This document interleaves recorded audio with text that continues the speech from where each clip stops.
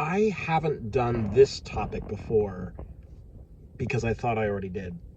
It's one of those things that's just so like surface level to game design, TTRPG design specifically, that like how could I have gone 2 years on this channel without ever talking about it?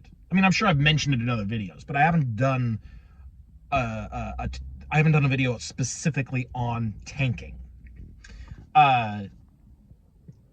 To talk about tanking in the terms of RPGs, we need to define a few terms and sort of get an overview of role-based character design in general. Yeah, I'm almost positive I have actually talked about character roles and how important they are. In fact, I can think of the specific video. So I know I've talked about roles specifically and how they really help to diversify character types, archetypes in your game, and they can make it so that you can have different characters that are useful and valuable and contributing to the party in different ways simultaneously, and it makes balancing issues a lot simpler.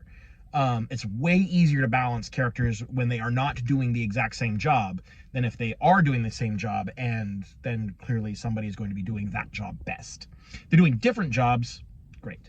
One of those jobs that can happen in RPGs is tanking. That is, drawing enemy attention away from your allies onto yourself, absorbing that damage more efficiently, or maybe you heal more efficiently, but basically some sort of mechanic to make it preferable that you are attacked rather than them.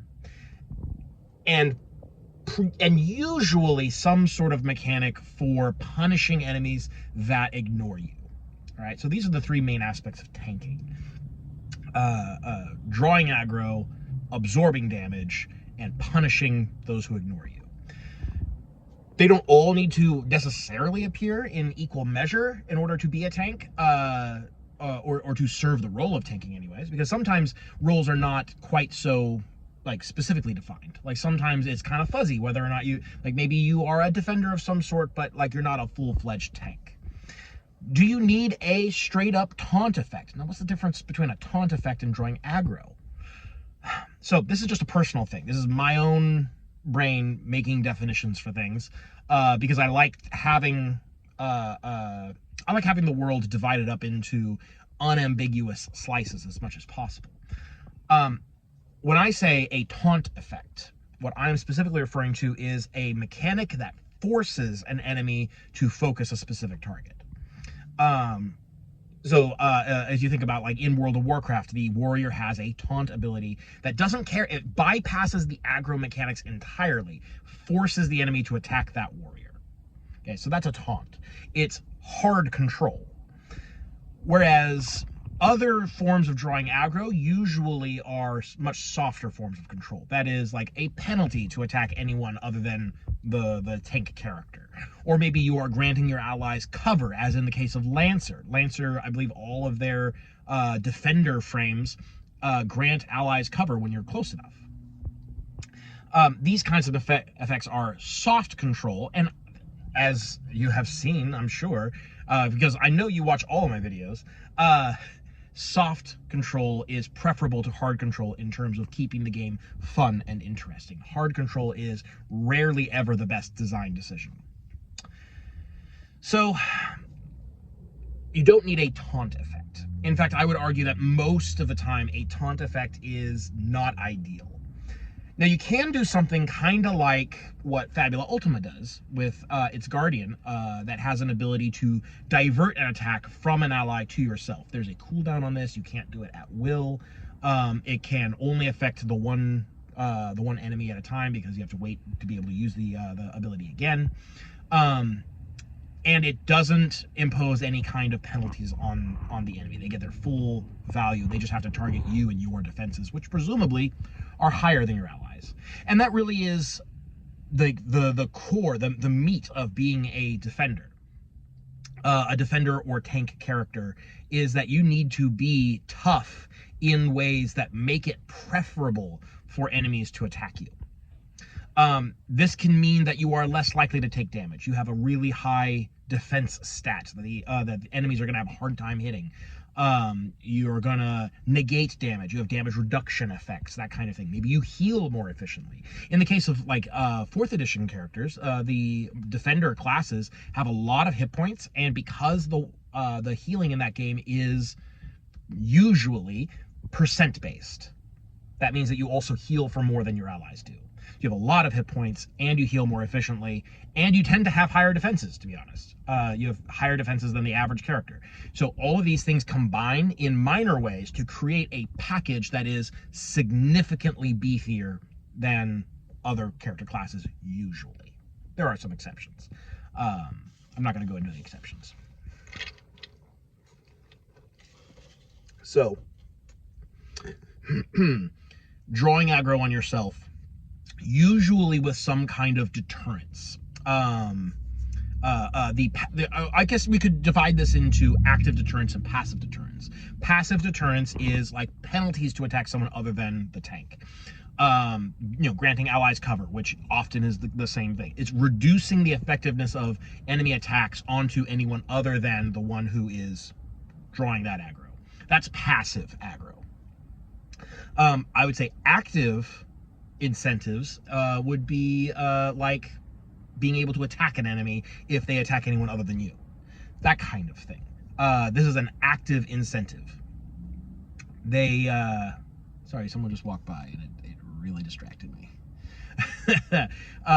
It's something you do kind of in response to enemy decisions that don't align with what your game plan is. And the game plan generally is attack me.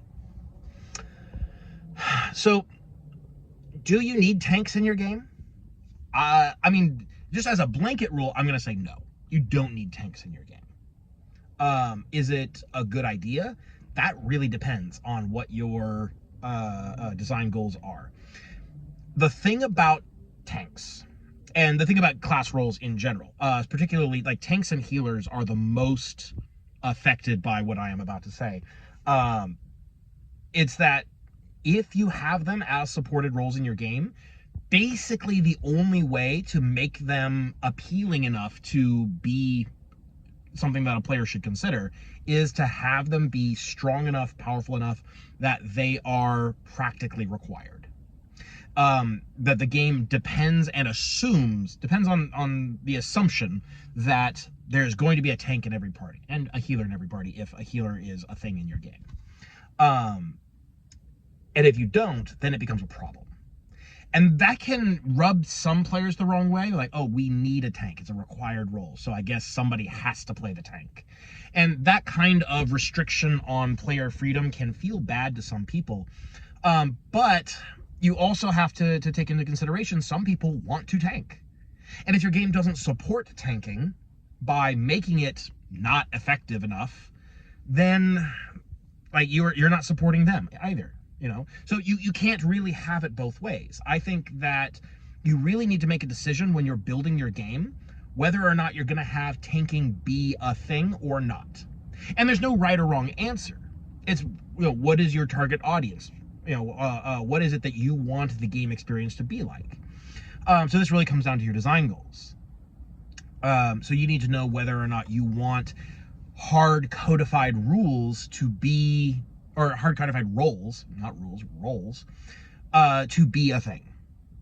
And if you do, tanking is a very popular kind of role. And it doesn't have to be about combat and damage either. If you're making a game about, say, social situations, you can have the scapegoat as a defender for your party. They get blamed for everything. They just get trashed on constantly in social situations so that their allies don't have as much heat on them. So that's a kind of tanking. You can adapt these ideas to different situations, different contexts, and still have it really work out. It's a very fun archetype to play. I like playing tanks in a lot of different games, not just tabletop RPGs even. When I play a MOBA, I prefer frontline tanks, bruiser types, or full-on tank likes. Tank likes. It's a weird thing to say. Anyways, so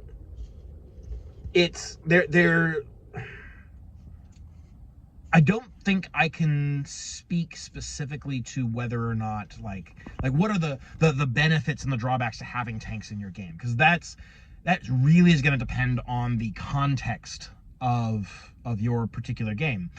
But I can say that if you are going to have tanks in your game, you need to make it feel good to play. And that means that the party is going to be depending on this guy. It is the linchpin of most party operations, is we need someone who is going to be able to absorb enemy attention and do it well.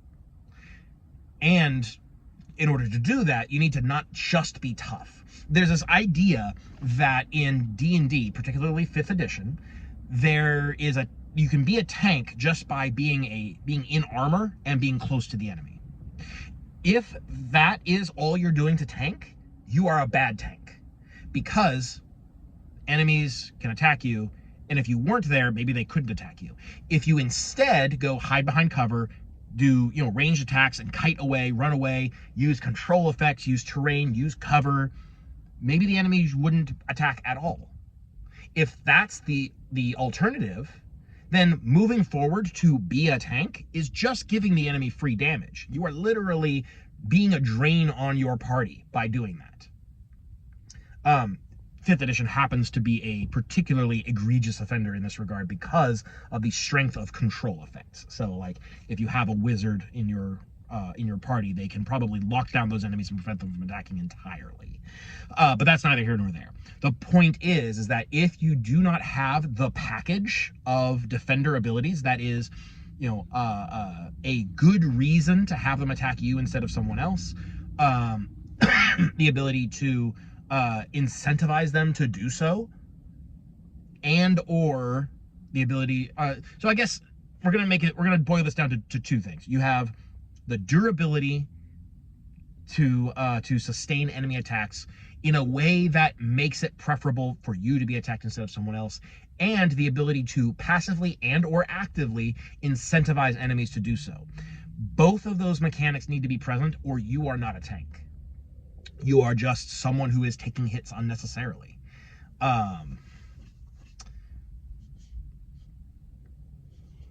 So, I forgot how we got here, man. I'm so scatterbrained today.